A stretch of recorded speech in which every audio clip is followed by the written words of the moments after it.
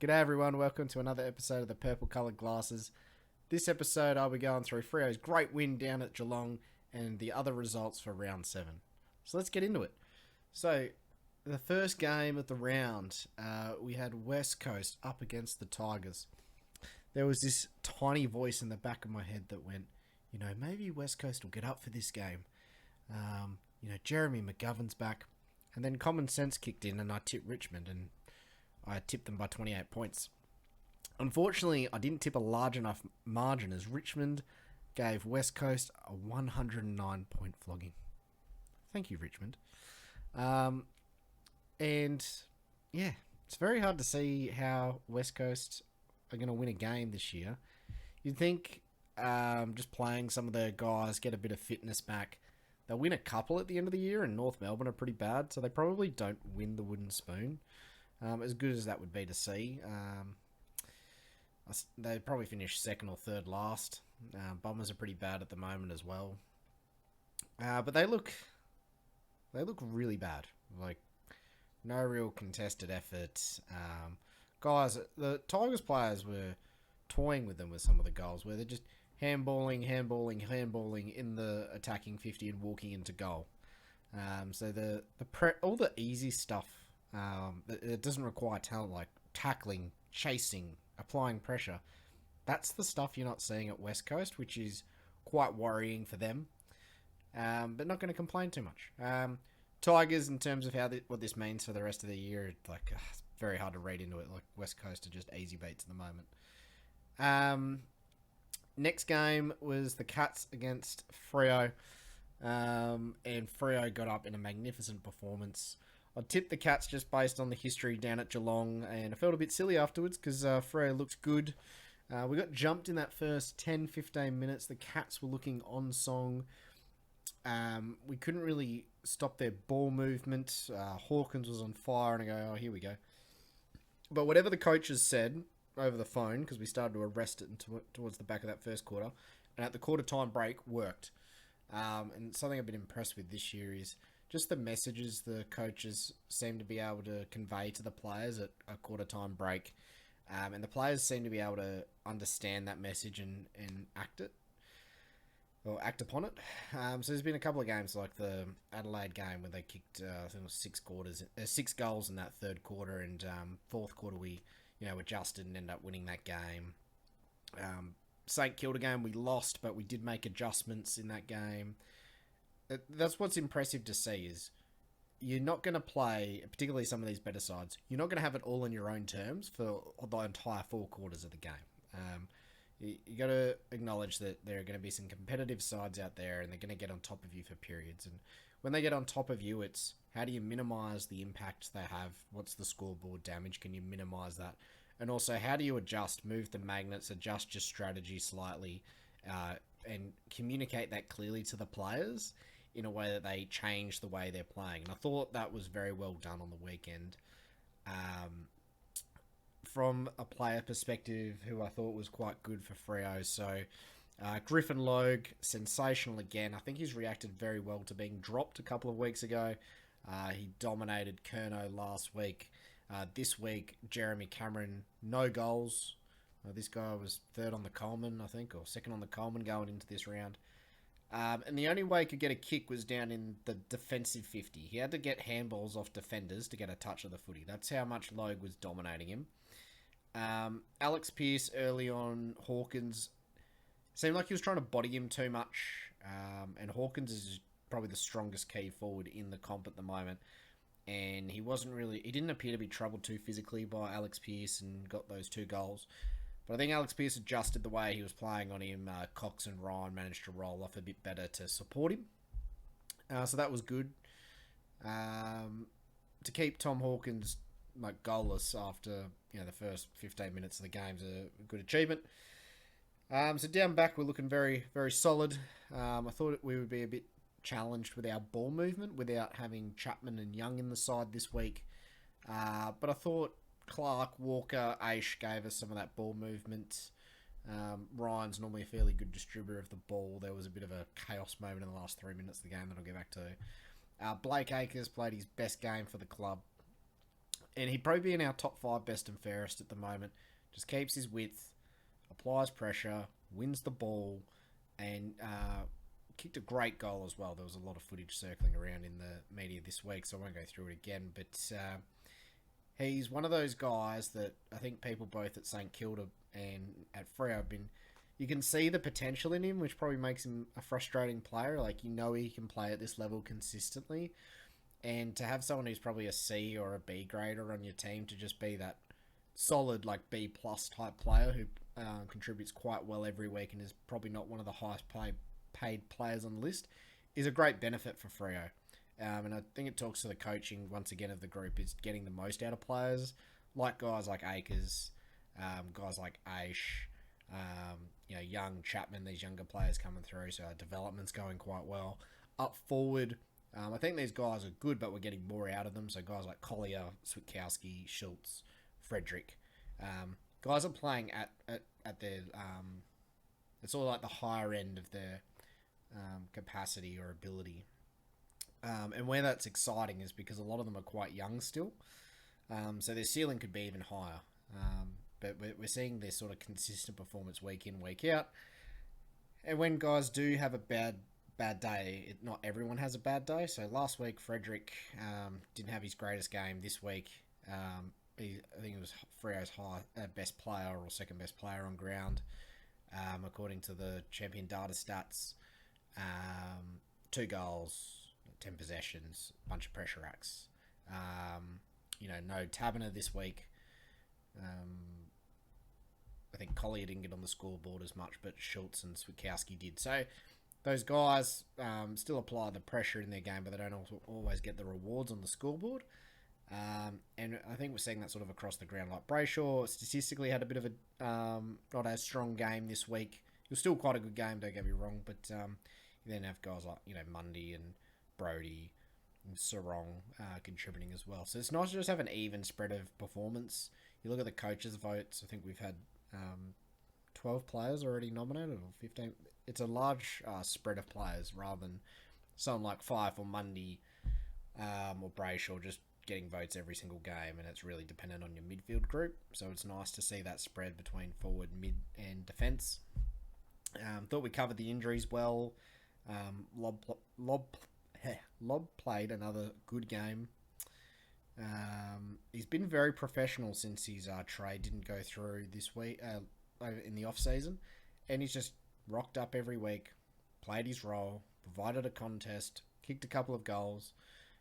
He still has a couple of frustrating moments, I think, where there are definitely some ones I think he should be kicking, and we did have a couple of opportunities in this game to make it not as close.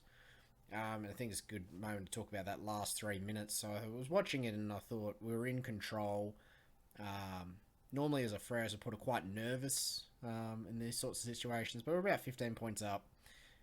We'd been owning the game, and then Luke Ryan decides to take a kick down the corridor, which gets sort of intercepted, spoiled, and Brayshaw then misses a mark and it goes through and they kick a goal. And that then made the margin close enough with the time left to spur Geelong on, where really it was just a brain fart by Luke Ryan. He's normally a very accomplished decision maker. Just long out to the boundary, spoil it over, ball in, take another minute off the clock, and then if they do happen to kick a goal, there's no real chance for them to come back and win the game. Instead, that goal then led to a bit of frenetic play in that last couple of minutes. Meek took a great mark, but then kicked it out on the full. They then kick it.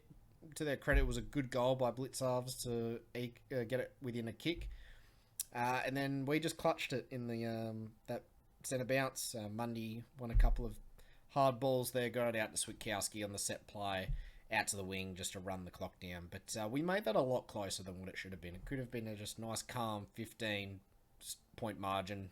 Maybe they kick another goal, get it, a 9-point win there. But we did make it a bit tough for ourselves there at the end. So I think it's still signs of a bit of a developing team, that we do have a lot of room for improvement. I think some of our contested ball midfield work could go up a level. I think it will with Nat Fife coming in. I think Mundy offers good work around the ball, but guys spread away from him probably a bit too easily at the moment. So I think if we still have areas to improve, that would be the main part, is around the midfield, generating scores from clearances and stoppages. A lot of our scores are coming from turnover at the moment. But yeah, very good game from the boys all round. It sounds like there's a bit of COVID going around, so Lob, Akers, and Collier, I think, have all been ruled out so far. There'll likely be a couple more. We are playing North Melbourne on Friday.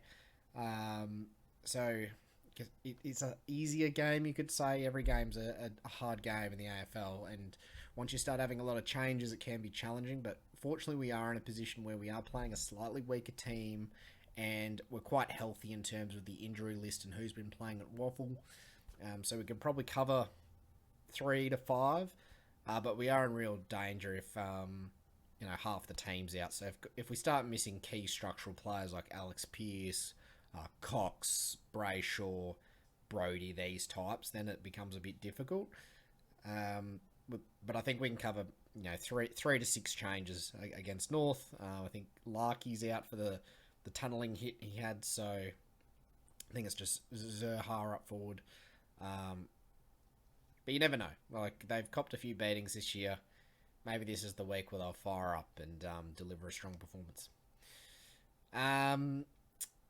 Moving on to the next game. So I thought Adelaide would be too strong for the Giants this week, and there was a case of I went a bit early on the Giants. So Giants ended up pumping Adelaide.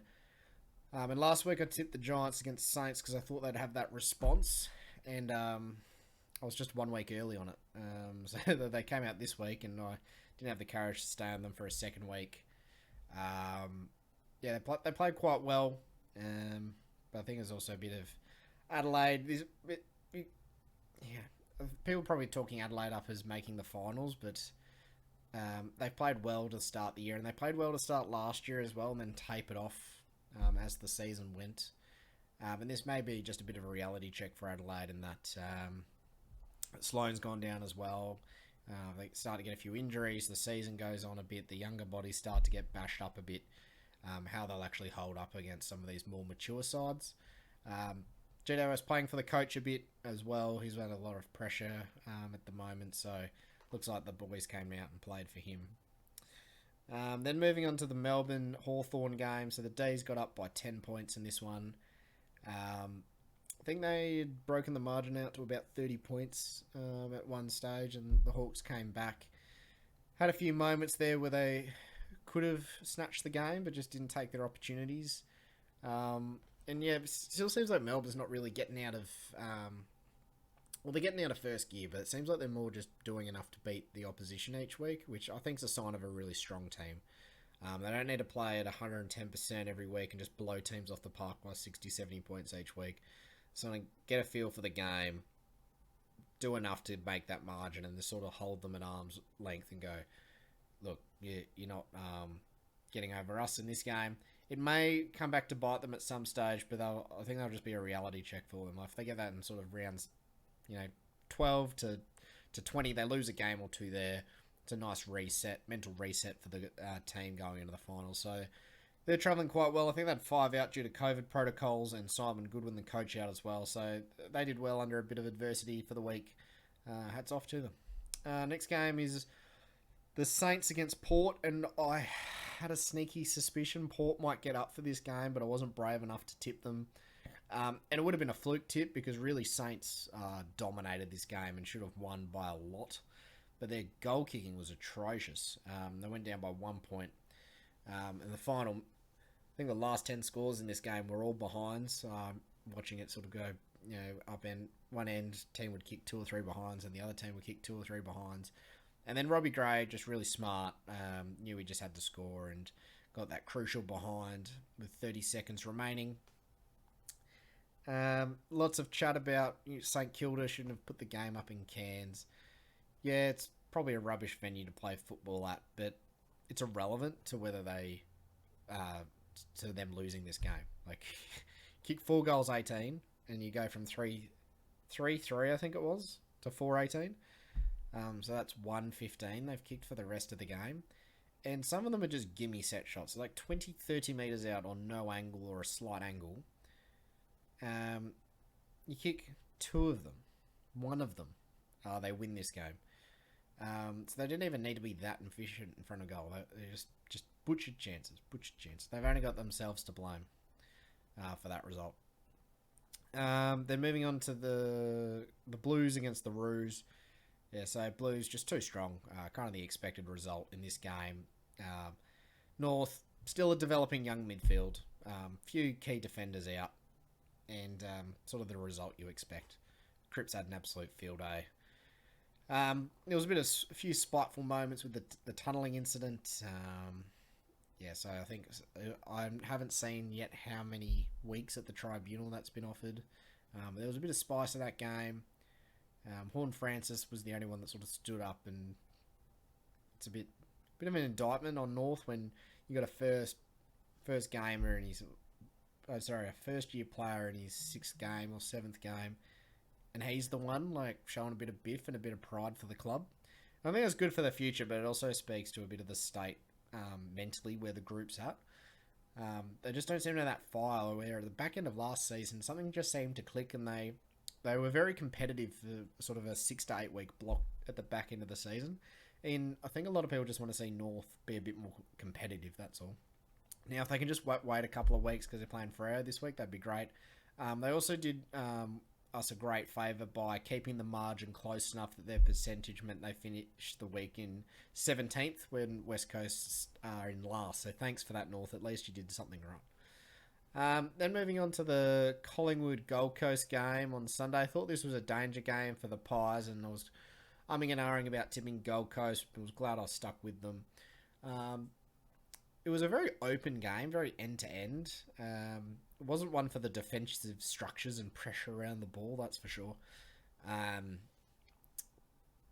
Gold Coast just couldn't stem the bleeding whenever Collingwood got an opportunity. Normally they can be quite stingy down back as well, so a bit of an odd one for them. Definitely a missed opportunity. Collingwood were on top for large portions of the game, but they sort of put a 4-5 goal margin on. Gold Coast would come back to within a couple of goals, and then Collingwood would put another 4 goals on, and then Gold Coast would come back. So, quite a free-flowing game. Not bad to watch on a Sunday morning, but Collingwood didn't look too threatened throughout most of the game. And then the Doggies against the Bombers. The sort of expected result from the Doggies. There was a couple of moments there where Essendon threatened, but no real danger. Lots of heat coming on for Essendon. I feel vindicated every week when Essendon lose because I've never really rated them and they continue to be terrible. Lots of chat about, but last year they made finals. What's happened this year? Well, last year they were 2-6, so they were almost in the identical position as they were last year. Then there were some teams that really should have played finals ahead of Essendon that just fell over. So Saints missed it by a game, and they started the year terribly. You look at how they're going this year. Freo had terrible goal kicking. In fact, we lost a game to Essendon where we dominated for large portions and kicked poorly at goal and lost by 7 points. And Carlton dropped a couple of games as well and missed out by a game or two. So they kind of Bradbury'd their way in, if you can call it that, into the finals last year. And the Doggies were way too strong for them in that final. So I don't think there's really any surprises. They are where they are. I think some of those like Carlton, St Kilda and Freo all look a lot better than they were last year. So they've all gone past them. A bottom 4 finish wouldn't surprise me for Essendon. If you look at some of the teams that were sort of predicted to finish around them, like Hawthorn and Collingwood, they're looking a lot better. Port Adelaide have been low on the ladder where no one expected to them, and they've now won 2 in a row. So they're in that bracket with West Coast and North Melbourne. And North Melbourne are a young, rebuilding team. No one expects them to be any good. West Coast have sort of really fallen in a heap, but you would probably expect them to win a couple of games this year. So if Essendon aren't careful, they will end up in a battle for the wooden spoon. And then the last game, I went with the Lions. I think a few more people probably went for Sydney, but I felt vindicated in this one. It was a tight arm wrestle. Brisbane blew it open. Buddy came in, kicked 4 goals, I think it was, and then Brisbane put a bit of a margin back on. It was quite a good game to watch. Brisbane just looked like that team that had been playing finals for the last couple of years. They knew what was expected and can go up a couple of gears when required. I don't think Sydney lost too much respect from this game. Brisbane are going to be one of the teams to beat this year. I think they were missing Paddy McCartan down back. I think that back line probably is their weak spot at the moment, and maybe their forward line. When Buddy's not playing, he's still contributing a lot of goals to that team. And I think their back line isn't as dynamic as it could be. Again, so you got to acknowledge Brisbane's forward line is probably one of the best in the competition. But even with Danaher going off with an injury, it looks like a subluxed shoulder, I think they were saying, and they were umming and ahhing about, is it 4 weeks, is it 12 weeks? They haven't got it scanned yet, so that's based on if they have surgery or don't have surgery. With experience last year, Nat Fyfe had a very similar injury, tried to play on, was getting it sort of popped back in, and then after 3 to 4 weeks, he was just rubbed out for the year. Like, they're almost better just getting surgery on it, getting him back right before the finals and getting them through, because that's something that has cost Brisbane is like the key forward department. So Hipwood being able to impose himself on the game, or a Danaher or a McStay, like it hasn't just that key forward department is the bit that hasn't really gelled for them in some of those crutch games. So it is a bit of a risk for them. But I think Sydney's backline yet it doesn't have as many of those good lockdown types for a forward line like Brisbane. They've got very dynamic types that can help generate their ball movement off the back line, so that's how they can score. I think their midfield's very competitive with most teams, but their forward line in terms of tall targets, they don't have a lot outside of Buddy Franklin, and Isaac Heaney's been playing amazing as that sort of medium style floating forward this year. But guys like Sam Reid, some of the other smalls, they're not getting as much from. I think Papley hasn't been playing that well, hasn't been playing that well. So just a few things to look out for Sydney, but I still think they'll do quite well this year. So yeah, let me know what you thought about the games this week. What was the game you liked the most? And leave me a like, a comment, and subscribe to the channel. Thanks everyone. Catch you later.